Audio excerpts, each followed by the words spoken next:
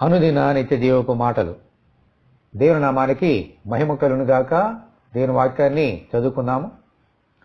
దహన బలులను తీసుకుని నేను నీ మందిరంలోనికి వచ్చేదను.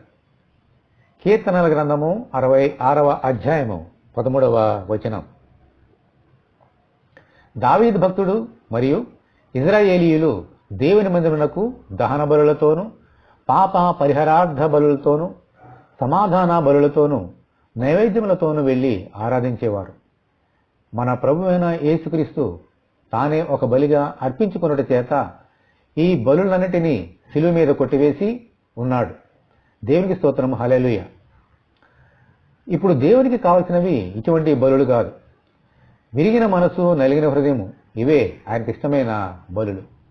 అటువంటి మనసుతోనూ హృదయముతోనూ అర్పించే ఆరాధనే ఆయనకు ఇష్టమైన బలి. దేవా, మీ మందిరానికి వచ్చి విరిగి నలిగిన అనుభవంతో మా నోటి ద్వారా స్తోత్ర బలి ఆరాధన వచ్చినట్లు అనుగ్రహించమని మనమందరము ప్రార్థన చేసుకుందాము. దేవా, మీ వందనాలు తండ్రి. ప్రభువా, మీరు బలులను కోరుకోవట్లేదు నాయన. ఆత్మలో ప్రభువా నిన్ను ఆరాధించినట్లుగా మా హృదయం నుండి వచ్చే నిజమైన ఆరాధన మీకు ఇష్టమైన బలులనైనా దావీదు ఇజ్రాయేలులు వచ్చి మీకు బలులు అర్పించారు. మేము మీ మందిరానికి వచ్చి ఆత్మలోను సత్యములోను మిమ్మల్ని ఆరాధించినట్లుగా సహాయం తెచ్చండి. మా నోటి ద్వారా స్తోత్ర బలి అర్పించినట్లుగా సహాయం తెచ్చండి. ఈ వాక్యం వింటున్న నీ బిడ్డలందరినీ దీవించమని యేసు అతి పరిశుద్ధమైన నామములో ప్రార్థన చేస్తున్నాము తండ్రి, ఆమేన్.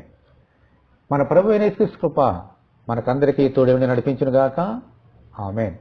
పరిశుద్ధ దేవుని మందిరం.